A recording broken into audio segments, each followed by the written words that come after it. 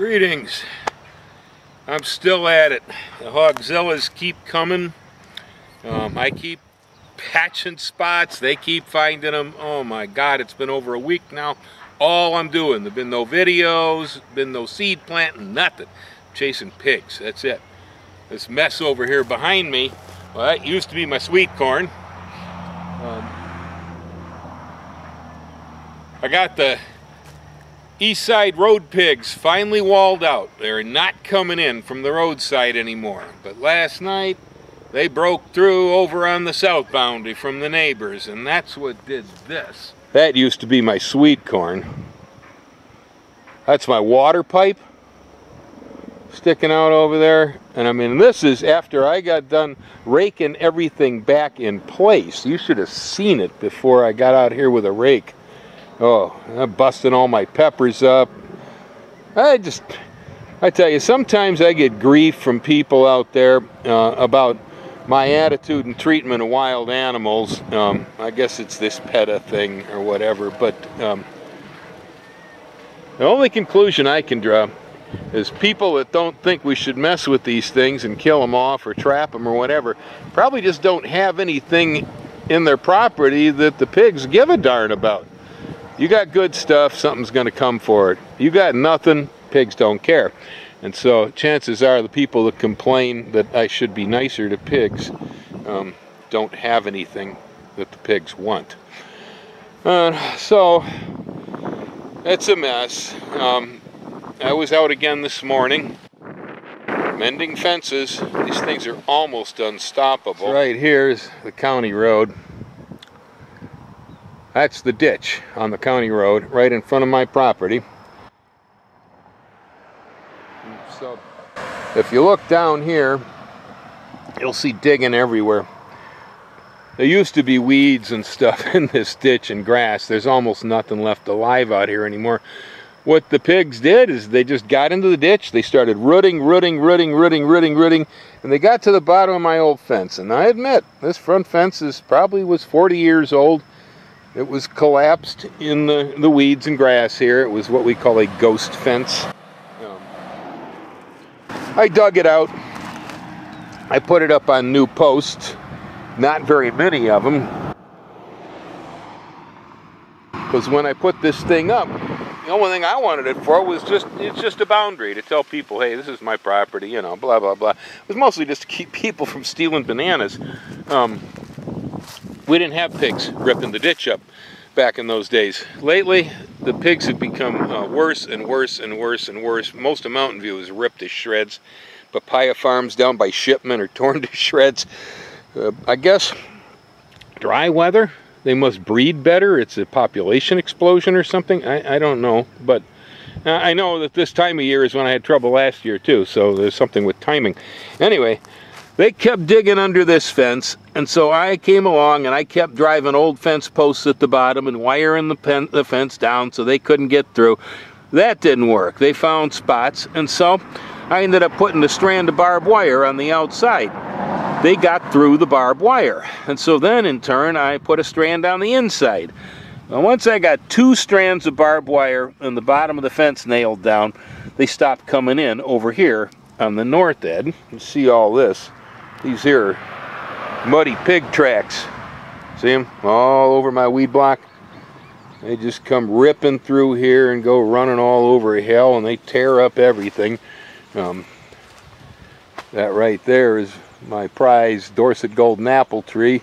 They ripped up all the dirt under that and tore up half the root. Now, once they realized they weren't going to be able to get in over on that end anymore, then they hit this ditch and started ripping and ripping and ripping. You can see again all the devastation here. Plants all tore up, everything shredded from these things. And I get people all the time, why don't you shoot them? You know, well, there's a problem with that. They didn't even show up till about 3 o'clock in the morning. I'm sound asleep, and it's illegal to use a firearm after dark anyway. So that ain't gonna do it. So they started coming in over here, and so now you'll see there's a fresh strand of barbed wire right down there at the bottom of the fence that I put in.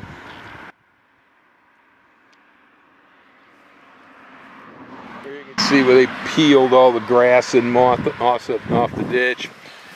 This area right here isn't so bad off because the fence is up on a rise out of the ditch, and they really can't get up there and work too easily. But over here, here you can see right there at the base of that post, hey, we're digging and digging and digging and thinking they might be able to get through there. It doesn't look like they managed, I hope. Let's see the evidence they did.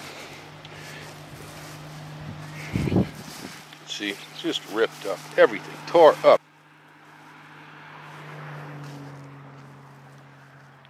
So, same protocol over here. Old fence post cut short, driven in, bottom of the fence, pegged down to them with wire. Over here, the fence had been too high. It was off the ground too far.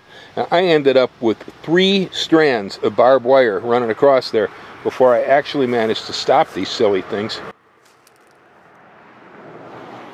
You can see right here, they got in here last night. They wanted to go through that fence again like they'd been going.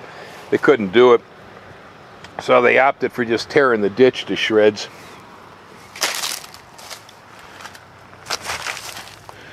And you see their stupid footprints. I tell you, the dark side of me comes out when I start watching my place get destroyed like this. Like I said, it's like having the Hells Angels ride into town and decide they like it in your town. Right here's the trail that they were taken in from this spot. You can kind of see it beat through the grass there. There's a good one right on the shoulder.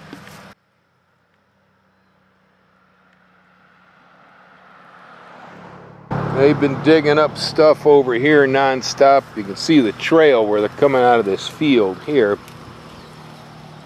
Now right here you see sugarcane. I used to have sugarcane all the way down the side of this road that kind of helped block my view of the beautiful ocean out there a lot of times. But I don't have any sugarcane anymore. They tore it all out. See, this kind of stuff, you'll see it along most of the roads right around here in Mountain View right now. It's just ridiculous. I have no idea how many pigs it takes to do this, but the whole shoulder of the road again. They're tearing up this side now that they can't get anywhere with my side. The only good news is I don't really like all that sugar cane anyway. Like I said, it blocked my view of the beautiful ocean out there. So, but man, oh man. So, day after day after day, it's now over a week that I will get up every morning, walk the property, find more devastation. I'm going to rake all the devastation back into place, stick whatever plants back in and so on, so I can tell whether there are fresh groups coming in or not. If I don't clean up the old mess, I can never tell what's fresh and what isn't. So I have to clean up the mess from the pigs every morning, and then I got to go out on patrol around the fences and start looking for where are they getting in. Well, it's a lucky thing for me that my life back in the Midwest, living up in northern Wisconsin, I had a neighbor who was a very, very good trapper, hunter, tracker, Mikey Kubich, and Mikey used to take me out on hunting with him and out on the trap lines and so on. I learned a lot about animal sign back in those days. And a little bit about hunting too from Mike. He was really good at it. And so today I think I actually can tend to see more sign with animals than a lot of folks, but with pigs, the signs are not very small. You know, it's not like trying to find where a rat's running in. These babies leave a pretty good mess behind them, and so they're actually fairly easy to figure out. Well, that's what I have to do every morning now. I go around, I find the weak spot. As I said, I have brand new fence in the back, and they're not coming through that. I've called up my buddy Pancho Luquin, the son of the man who runs the wonderful Mexican Luquin's restaurant in Pahoa. Oh, you know Luquin's, right? Oh, God, I wish. Oh, it was terrible when the building burned. I shuddered. Anyway, so, you know, Mr. Lakeen, the son, he does landscaping. He's put in fence for me. The guys are coming out, and this time we're going to replace the road fence because it's about 40 years old. We're also going to replace the fence on the north boundary because it's getting sad too. And you know, I'm just tired of this, and there's no other way around it but to really get in good, secure fences built to keep hogs out so I can rest at night, because I'm exhausted, man. I haven't gotten around to doing anything I usually do. I'm just chasing pigs. And so, like I said, I go around every morning, look for the spots, and I go in and I start repairing them. At first I started one after another, see? But they just kept going and going and going and going until they'd find any little niche they could get through. So then I did the whole fence line, and that still didn't stop it. As I said, I've had to run double strands of barbed wire to keep them out of there. You know, I finally tightened up the other fence line. So now it's the backyard pigs, the ones coming from the other road that made it through over here by the cook pines off that neighbor's place. He's got some funky fences too, and so they broke through. I went over and I repaired his fences this morning, and hopefully I got it. It's gonna be kind of funny when they come back tonight, those pigs, because there was the most massive, awful, thorny bramble of a berry over. Oh man, that thing, I am so bloody from it. Just, I had to work right under this thing, and it's huge. It's almost, it's probably, well, it's a good 15 to 20 feet high. That's a heck of a bramble. Anyway, it is thorny as all get up, and I had to get in there and cut it all up. So I threw it all on the other side of the fence like concertina wire. So when the pigs come back tonight to try to get through that hole, they're going to be faced with this about, you know, half a ton of bramble where they were walking. That will slow them down a little bit. The fence should stop them because I got it fixed, but after all this stupidity, you know, running around after hogs, you know, it dawns on me. When I was a young man in my 20s and was living in the Midwest and started to get interested in agriculture, I took a job with an organic farmer in Illinois named Dan Bonham. A great guy. I kind of miss him. If you're out there, Dan, hi. Anyway, he had a mixed farm operation, and one of the things he did was pigs, and part of my job was taking care of pigs.